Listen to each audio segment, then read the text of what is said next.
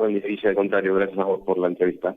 Bueno, antes de meternos en el contexto general, quería en principio que nos cuentes un poco el análisis que han hecho luego de las elecciones locales, las PASO locales. Bueno, en principio, Guille, por supuesto que Bragado no es una isla y a pesar de que cada distrito tiene sus particularidades en cada elección, no fuimos ajenos, acá en Bragado no fue ajeno al Frente de Todos de Bragado, a los efectos que tuvo en nuestra fuerza política en términos nacionales, Ujú. la pandemia y sobre todo las consecuencias económicas de la pandemia, que creo que fueron el factor determinante Claro. en la pérdida de apoyo que tuvo el Frente de Todos, que tuvimos en relación con el 2019, aunque a mí me gusta compararlo, me parece que el punto de comparación justo es el 2017, porque en las elecciones legislativas el electorado tiene un comportamiento distinto en relación con las ejecutivas, pero bueno, Claro. acá tenemos un factor que es atípico, que en la historia reciente no tenemos datos de una elección que se haya tenido que desarrollar en un contexto de pandemia, Ujú. y eso en todas las previsiones me parece que hubo un porcentaje de incertidumbre que hacía muy difícil tener alguna previsión certera, y de hecho, bueno, todos los pronósticos fracasaron estrepitosamente, y bueno, nos encontramos con un comportamiento del electorado que fue claramente dominado por la incertidumbre y por la incógnita, y que evidentemente en la ponderación de lo sanitario y lo económico había una expectativa de nuestra parte de que iba a haber una valoración muy positiva de todo el desarrollo de la emergencia sanitaria, el tema Ujú. del equipamiento sanitario, fundamentalmente el tema de la vacuna, y iba a haber una contemplación en cuanto a los efectos económicos negativos, pero bueno, no, finalmente me parece que la agenda económica le terminó ganando. Ujú. No quiere decir que el electorado no haya valorado positivamente o no valore positivamente lo logrado en términos sanitarios, pero a la hora de ponderar me parece que le dio más importancia a la cuestión económica, Claro.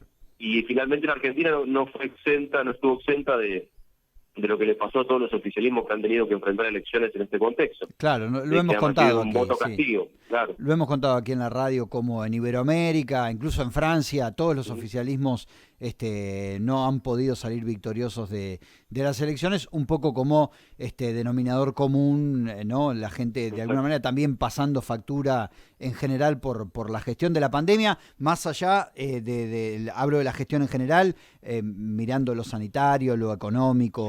aparte transversal, porque Claro, estamos hablando de países muy distintos, sí. y de gobiernos que han tenido herramientas muy diferentes para abordar la pandemia. Claramente los países desarrollados de Occidente claramente tuvieron herramientas a disposición muy distintas que las que tuvieron los países de rentas medias, como por ejemplo Argentina, Claro. y aún así, en ambos casos hubo un voto castigo, a pesar de que las poblaciones no tuvieron la misma respuesta de parte de sus gobiernos. Ujú. Algunos tuvieron más herramientas y otros, como en nuestro caso, hicimos lo que pudimos, además con los condicionantes económicos que heredamos de la gestión anterior de Juntos por el Cambio, que eso también Claro, es claro. un condimento agravante. Claro, claro. Ramiro, respecto a la interna del Frente de Todos a nivel local, ¿los dejó conforme? ¿Cómo la ven mirando sobre todo el escenario de noviembre, el escenario de las generales? Mira, yo creo que en nuestro caso quizás la interna a nivel local nos permitió generar un volumen político que no sé si se hubiera podido generar en caso de que no haya interna. Me Ujú. parece que frente a un contexto que finalmente resultó ser adverso para nuestra fuerza política, para el Frente de Todos, el hecho de que haya una competencia interna permitió imprimirle un dinamismo, Claro. ¿no?, a nuestra fuerza política, accionar a la militancia, que nos permitió tener un volumen político que no estoy seguro de que se hubiera alcanzado si hubiera habido una lista de unidad, Claro. aunque claramente por lo menos de nuestro lado, de los que finalmente confluimos en la lista 4, el diagnóstico fue que era obviamente un escenario de alta incertidumbre, Ujú. un escenario de desánimo social, que finalmente se refleja en la baja participación histórica que tuvimos en esta elección, que no se recuerdan antecedentes de retorno a la democracia de una participación tan baja en el electorado de una elección, y que eso meritaba que nuestra fuerza política vaya unificada en una sola lista, pero bueno, finalmente creo que terminó exclusivamente en términos de volumen político terminó siendo positiva la interna, Ujú. si bien obviamente después hay que hacer todo un trabajo que va a demandar de toda la dirigencia política del Frente de Todos mucha madurez, mucha humildad para tratar de unificar esa fuerza que a fin de cuentas fue una competencia interna, ¿no? Claro, claro. Y que eso más o menos siempre genera alguna dificultad después para el momento de la unificación, ¿no? Claro, claro.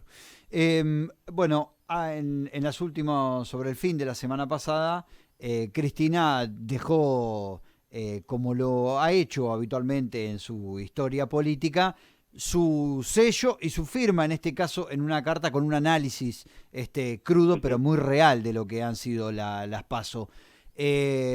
¿Cómo lo ha tomado la dirigencia del Frente de Todos? ¿Cómo lo han tomado ustedes?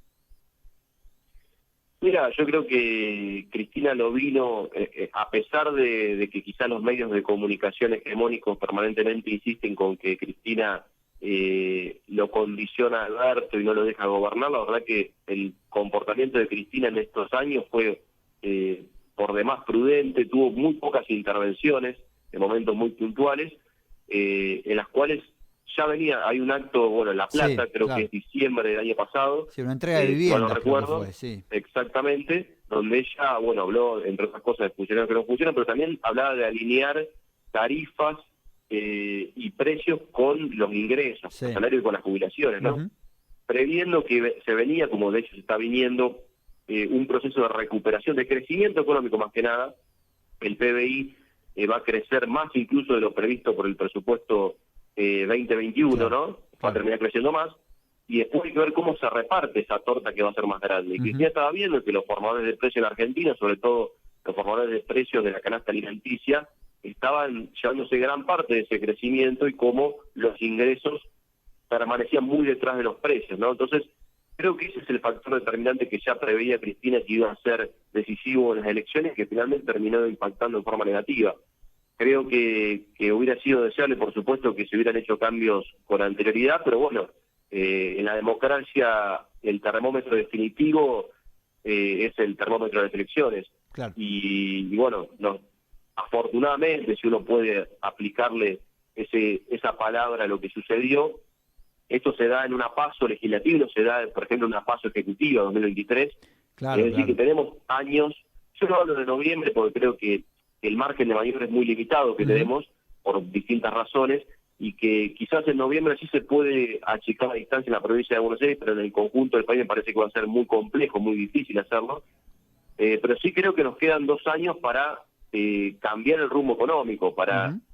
sí fuertemente hacer un shock redistributivo que permita la recuperación de los salarios, sí saldar ya de una vez por todas la discusión con el Fondo Monetario desde una posición soberana, que como dijo Néstor en su momento, los muertos no pagan sus deudas, déjenos crecer para poder pagar. Bueno, Claro. hoy también tenemos lo mismo. Nosotros necesitamos, atravesamos una crisis que es similar a una guerra mundial, consideramos una guerra nosotros. Ujú. Tuvimos destrucción de riqueza y destrucción de destrucción material y también pérdida de vidas humanas. Entonces, es una situación atípica que amerita que los manuales se dejen a un lado y que se tomen soluciones acorde a la realidad. Creo que en este contexto es un contexto para pararse firmemente frente a los organismos internacionales de crédito y a las potencias mundiales y decir que la Argentina necesita tener Aire. condiciones distintas. Hmm. Exactamente, y además de un organismo que se ha comportado muy responsablemente, porque le ha dado Sí, un claro, claro, claro. crédito muy significativo, el más grande de su cartera histórica a la Argentina, incluso ha tenido que violar su propio estatuto Ujú. para darle ese préstamo a la Argentina. Entonces, fue un crédito otorgado en forma irregular, que se tiene que pagar en un contexto casi imposible, pagarlo en las condiciones en las que se fijó, y que por esas razones amerita una revisión de la contemplación, me parece. Entonces,